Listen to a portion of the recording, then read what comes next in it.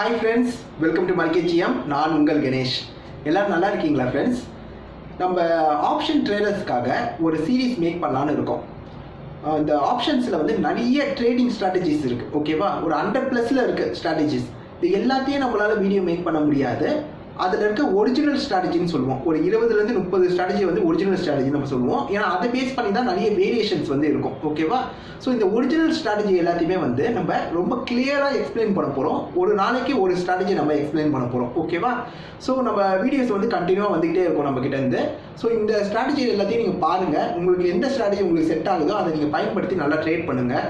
So நிறைய friends வந்து strategy இல்லாமல் ஆப்ஷன்ஸில் போய் தேவையில்லாமல் பணத்தை வந்து வீணாக்கிடுறீங்க. அது மாதிரி ஆகக்கூடாது என்பதுக்காக தான் இந்த ஸ்ட்ராட்டஜி எல்லாத்தையுமே நம்ம எக்ஸ்ப்ளோர் பண்ண போகிறோம். இப்போ இன்னைக்கு வீடியோவில் நம்ம என்ன பார்க்க போகிறோம்னா கவர்டு கால்னு ஒரு ஸ்ட்ராட்டஜியை பார்க்க போகிறோம். இதை வந்து நம்ம பை ரைட்டுன்னு கூட சொல்லுவாங்க. ஸோ இந்த ஸ்ட்ராட்டஜியை பற்றி நம்ம பார்க்கலாம். இதை எப்படி யூஸ் பண்ணணும், இதில் இருக்க இது என்ன, ரிஸ்க் ரிவார்டு என்ன, இது எல்லாத்தையுமே நம்ம பார்க்கலாம். அதே மாதிரி உங்ககிட்ட ஒரு சின்ன ரிக்வஸ்ட் தான். நம்ம சேனலை நீங்கள் வந்து பார்த்துட்டு இருக்கீங்கன்னா, சப்ஸ்கிரைப் பண்ணாமல் பார்த்துட்டு இருக்கீங்கன்னா ப்ளீஸ் சப்ஸ்கிரைப் பண்ணிக்கோங்க. ஏன்னா நீங்கள் செய்கிற அந்த சின்ன உதவி எனக்கு ரொம்ப பெரிய அளவில் பயனுள்ளதாக இருக்கும். ஓகேவா ஃப்ரெண்ட்ஸ்? ஸோ இப்போ நம்ம வீடியோக்குள்ளே போயிடலாம் வாங்க. கவர்டு கால்னா என்னன்னு எக்ஸ்பிளைன் பண்ணுறேன்.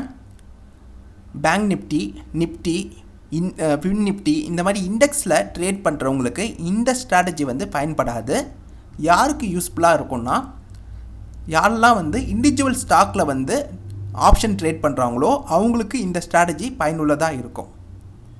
இதை எப்படி பயன்படுத்தணுன்னா, எந்த ஸ்டாக்கோடைய நம்ம கால் ஆப்ஷனை செல் பண்ணுறோமோ அந்த ஸ்டாக்கோடைய ஈக்விட்டி ஷேர்ஸை வந்து நம்ம வாங்கி வச்சுக்கணும். அதே லாட் சைஸுக்கு வாங்கி வச்சுக்கணும்.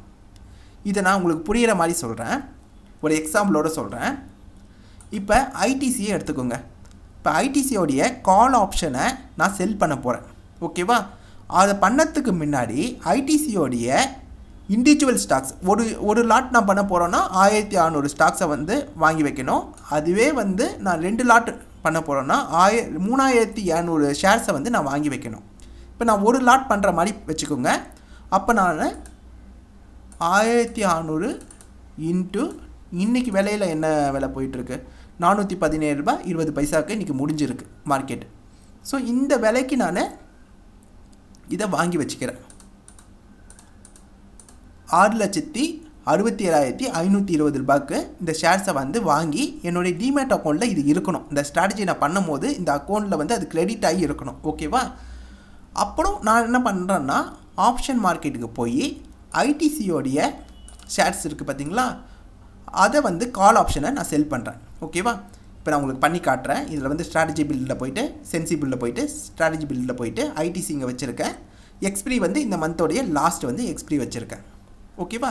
இப்போ நம்ம வாங்கினது வந்து 417 ரூபாய் 20 பைசா. ஓகேவா? நான் என்ன பண்ணுறேன்னா 425 ரூபாய் இருக்குது பார்த்தீங்களா, இந்த கால் ஆப்ஷனை செல் பண்ணிடுறேன். இதை நான் செல் பண்ணேன்னா எனக்கு எவ்வளோ மேக்ஸிமம் ப்ராஃபிட் கிடைக்கும்னா 5360 ரூபாய் எனக்கு ப்ராஃபிட் கிடைக்கும். ரிஸ்க் வந்து அன்லிமிட்டட் தான். ஏன்னா நம்ம ஸ்டாக்ஸ் வச்சுருந்தாலும் அந்த ஸ்டாக்கோட ப்ரைஸ் கூட கீழே இறங்கி வரதுக்கு வாய்ப்புகள் இருக்குது. ஓகேவா? அதையும் நான் உங்களுக்கு எக்ஸ்பிளைன் பண்ணுறேன் என்னென்னு. இதில் இருக்க பெனிஃபிட் என்னென்னா, நம்மளுக்கு ரிஸ்க்கு வந்து ரொம்ப கம்மியாக இருக்கிற மாதிரி இருக்கும். எப்படி நான் சொல்கிறேன்னா, இப்போ உதாரணத்துக்கு சொல்கிறேன். இப்போ நம்மளுக்கு ஃபண்டும் வந்து ரொம்ப கம்மியாக தேவைப்படும். இப்போ இதில் காட்டுறது வந்து அதிகமாக காட்டுது. ஏன்னா என்னுடைய டிமேட் அக்கௌண்ட்டில் வந்து இப்போ ஐடிசியோட ஸ்டாக்ஸ் வந்து இல்லை. ஒருவேளை என்னோடய டிமேட் அக்கௌண்ட்டில் இருந்துச்சுன்னா இது இன்டெகிரேட் ஆகிருக்கிறதால அது வந்து கம்மியாக காட்டுறதுக்கு வாய்ப்புகள் இருக்குது. பட் ரொம்ப கம்மியான மார்ஜின் தான் நம்மளுக்கு தேவைப்படும். ஒரு 10,000 to 20,000 மார்ஜின் வச்சுருந்தாலே போதும். அது கூட அந்த எம்டிஎம் லாஸ் எதாவது வந்துச்சுன்னா அதை ஈடுகட்டுறதுக்கான அமௌண்ட்டாக மட்டும் இருந்தால் போதும். ஓகேவா? ஸோ கம்மியான அமௌண்ட்டை வச்சு இதை நம்ம பண்ணலாம். ஆல்ரெடி இப்போ உங்கள் டிமேட் அக்கௌண்ட்டில் ஐடிசி ஸ்டாக் இருக்குதுன்னு வச்சுக்கலாம். ஒரு 1600 ஸ்டாக் வச்சுருக்கீங்கன்னா நீங்கள் ஒவ்வொரு மாதமும் இந்த மாதிரி வச்சு நீங்கள் பண்ணலாம். இதில் நம்மளுக்கு என்ன விதத்தில் நம்மளுக்கு லாபம்னு நான் சொல்கிறேன்னா, இப்போ நீங்கள் 417 ரூபாய்க்கு வாங்கியிருக்கோம். இப்போ நம்ம வாங்கினோன்னா 417 ரூபாய்க்கு வாங்கியிருப்போம். ஸோ 25 ரூபாய்க்கு போச்சுன்னா ஆல்மோஸ்ட் நம்மளுக்கு வந்து அது 8 ரூபாய் லாபம். ஓகேவா? ஒரு ஷேருக்கு நம்மளுக்கு 8 ரூபாய் லாபம். அந்த விலை வைக்கும் போச்சுன்னா ஓகேவா, 8 ரூபாய் நம்மளுக்கு லாபம் கிடைக்கும். ஸோ நம்மளுக்கு 12,000 ரூபாய் அதில் லாபம் கிடைக்கும். அதோட இந்த ப்ரீமியம் இருக்குது பார்த்தீங்களா, இந்த ப்ரீமியம் அமௌண்ட்டும் நம்மளுக்கு கிடைக்கும். ஸோ இந்த ப்ரீமியம் அது மட்டும் நம்ம சேர்த்துச்சுன்னா நம்மளுக்கு 18,000 ரூபாய் லாபமாக கிடைக்கும். ஆல்மோஸ்ட் அந்த 18,000 நம்மளுக்கு லாபம் கிடைக்கும். சப்போஸ் இதுக்கு மேலே போனால் தான் நம்மளுக்கு ரிஸ்க் ஆகும். நல்லா புரிஞ்சுக்கோங்க. இந்த 425 ரூபாய்க்கு மேலே போனால் கூட நம்மளுக்கு ரிஸ்க்குன்னு நம்ம சொல்ல முடியாது. நல்லா புரிஞ்சுக்கோங்க. ஏன்னா நம்மக்கிட்ட ஆல்ரெடி டெலிவரி கொடுக்கறதுக்கு ஷேர்ஸ் இருக்குது. அதுவும் கம்மியான விலையில் ஆல்ரெடி நம்ம ஷேர்ஸை வாங்கி வச்சுட்டோம். நல்லா புரிஞ்சுக்கோங்க. கம்மியான விலையில் ஷேர்ஸை வாங்கி வச்சுட்டோம். அதுக்கு மேலே நமக்கு போனால் கூட இந்த 425 ரூபாய்க்கு மேலே போனால் கூட நமக்கு அந்த 18,000 ரூபாய் லாபம் வந்து கிடைக்கும். ஷேர் ஒரு பக்கம் அந்த ஷேரோட மதிப்பு ஏறி இருக்கும். இன்னொன்று விதத்தில் பார்க்கும்போது அந்த ப்ரீமியம் நம்மளுக்கு 5,360 ரூபாய் கிடச்சிருக்கும். ஸோ 18,160 ரூபாய் நம்மளுக்கு கண்டிப்பாக லாபம் கிடைக்கும். நம்மளுக்கு மேலே போனால் ஒன்றும் பிரச்சனை கிடையாது. நம்ம என்ன பண்ணிடுவோம்னா நம்ம அந்த லாபத்தை அதோட புக் பண்ண மாதிரி ஆகிடும். ஓகேவா? நம்ம என்ன பண்ணுவோம்னா அந்த எக்ஸ்பிரி டேட் அன்றைக்கி நம்மக்கிட்ட இருக்க அந்த ஷேர்ஸை வந்து யார் அதோடைய கால் ஆப்ஷனை வாங்கினாங்களோ, நம்மக்கிட்டேருந்து அந்த ரைட் நம்ம பண்ணியிருப்போம், அது யார் வாங்கினாங்களோ அவங்களுக்கு வந்து அந்த டெலிவரி கொடுக்குற மாதிரி ஆகிடும். ஓகேவா? சரி, இப்போ எந்த வகையில் இதில் வந்து லாஸ் இருக்கும்னு பார்த்தீங்கன்னா, ஒரு வேளை ஸ்டாக்கோட ப்ரைஸ் கீழே இறங்குது, நம்ம நினச்ச மாதிரி அது மேலே ஏறல, பட் கீழே இறங்குதுன்னு வச்சுக்கோங்க, நல்லா கீழே இறங்கி போகுதுன்னு வச்சுக்கோங்களேன்.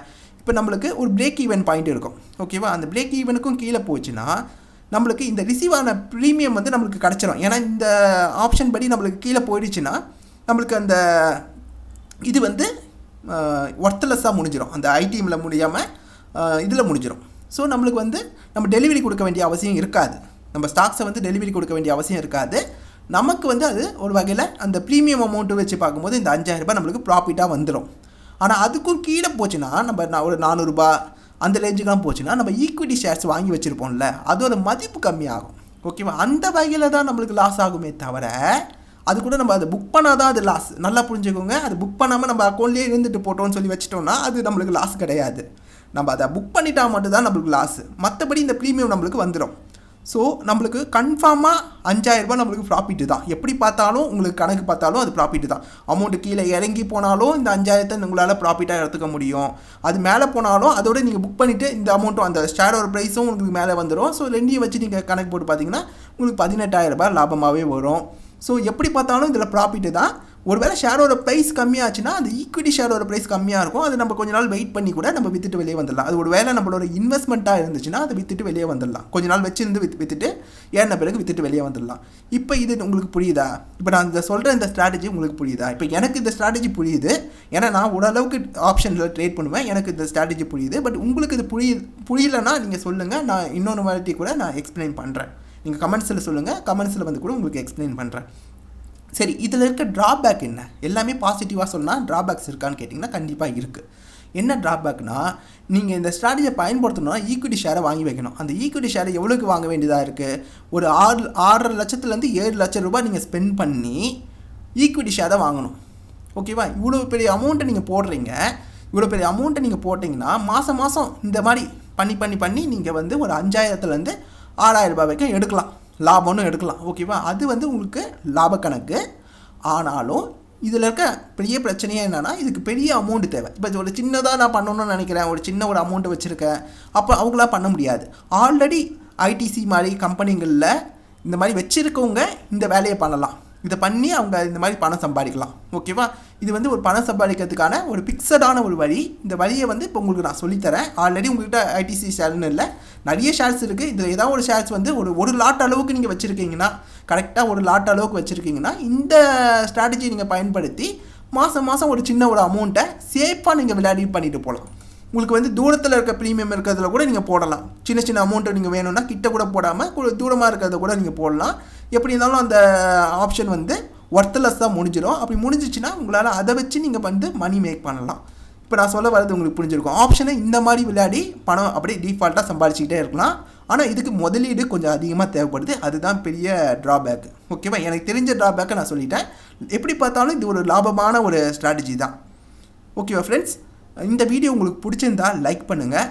இதே மாதிரி மற்ற ஸ்ட்ராட்டஜிங்களையும் நான் வந்து உங்களுக்கு எக்ஸ்பிளைன் பண்ணுறேன். மறக்காமல் நம்ம சேனலையும் சப்ஸ்கிரைப் பண்ணிக்கோங்க. Take care. Bye by.